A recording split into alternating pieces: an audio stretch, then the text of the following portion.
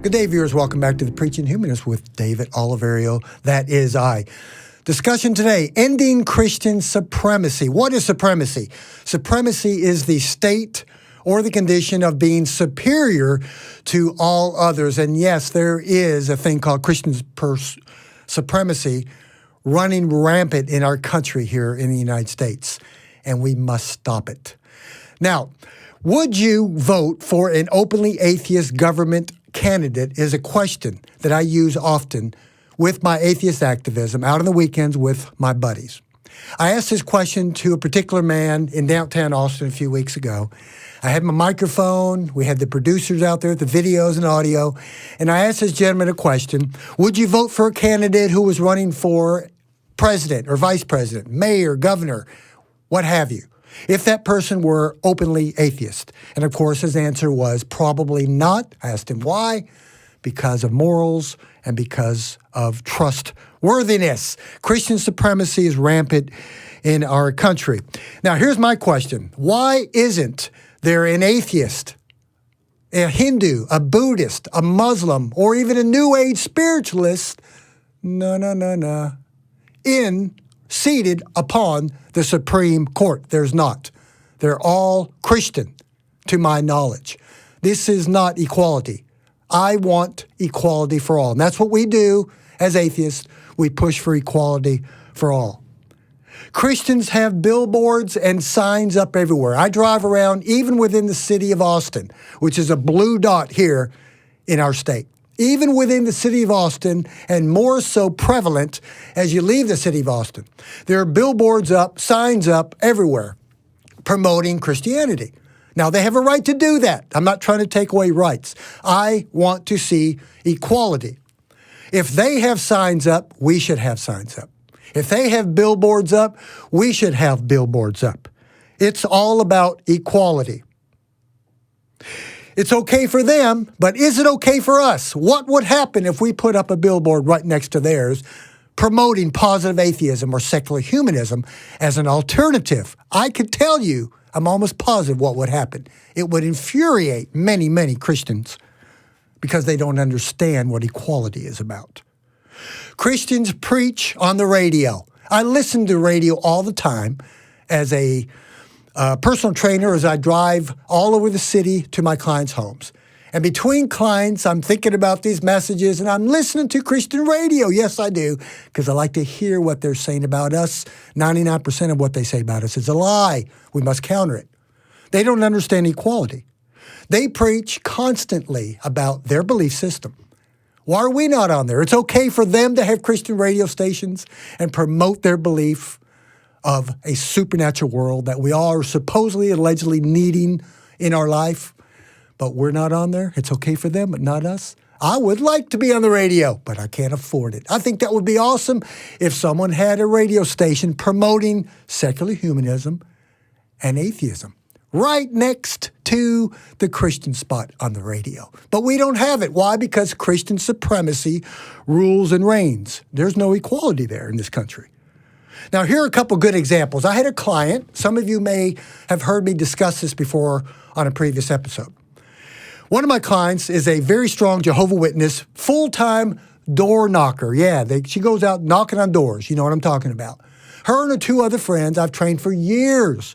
We have good relationship, but as long as I, as an atheist, remain nice and quiet in the corner. It's okay for many Christians if we atheists just remain quiet.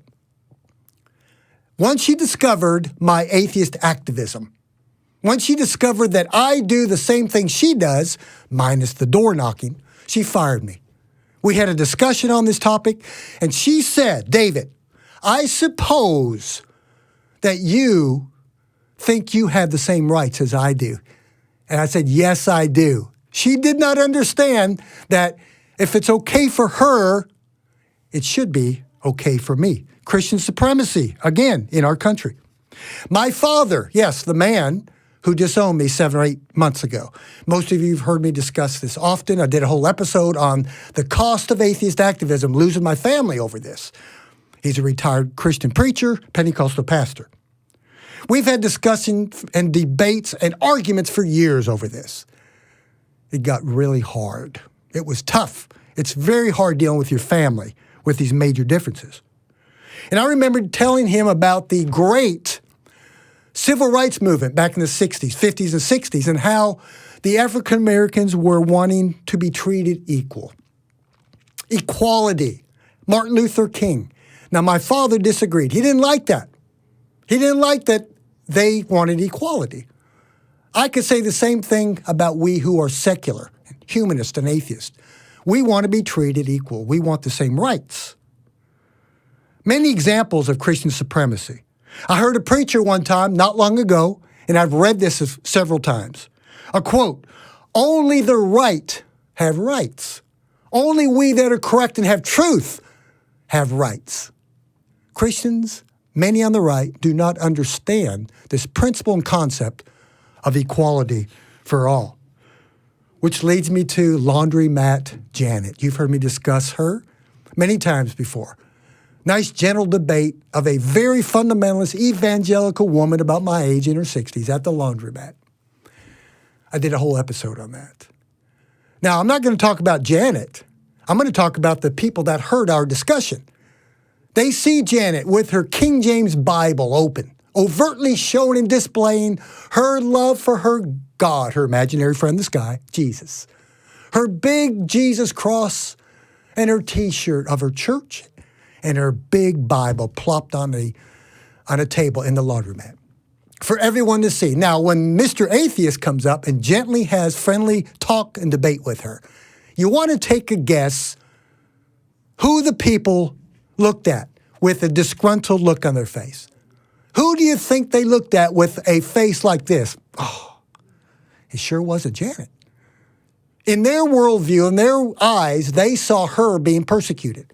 It's okay for her. And here I was, just gently having gentle dialogue and debate with her and asking her questions. I had several people look at me with this look, like shaking their head, going, "Oh, what are you doing?" I was the bad guy. This has to end in our country. Christian supremacy has ruled and reigned too long. There's a thing called the Constitution of the United States, which some people have never read, especially those on the right, the Christian right.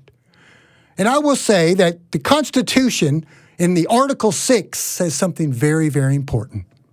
This Constitution shall be the supreme. Remember that word supreme? We're trying to end Christian supremacy, ruling and reigning.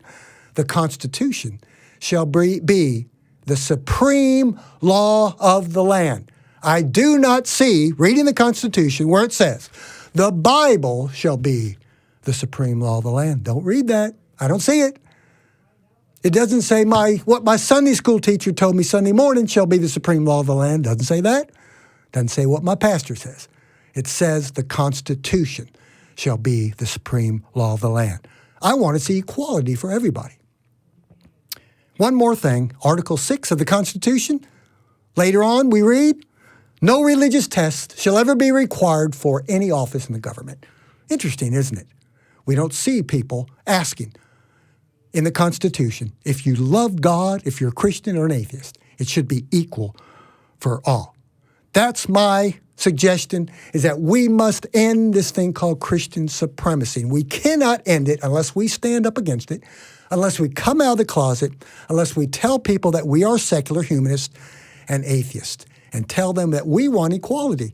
And if they do it, we can do it. In fact, when I go out, I'm always looking for places for my team and I to go.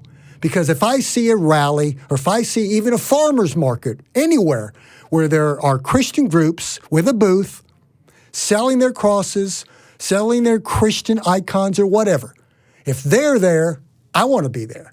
If they're over here exercising free speech and freedom, I want to be there. Not trying to take over.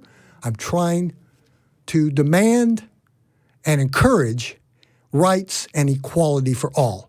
And that includes atheists. Christian supremacy? No. You don't rule and reign. The Constitution is the supreme law of the land. Thank you for watching The Preaching Humanist with David Oliverio. Remember this, that no God is required for a life of love, joy, peace, fulfillment, meaning, and purpose in life.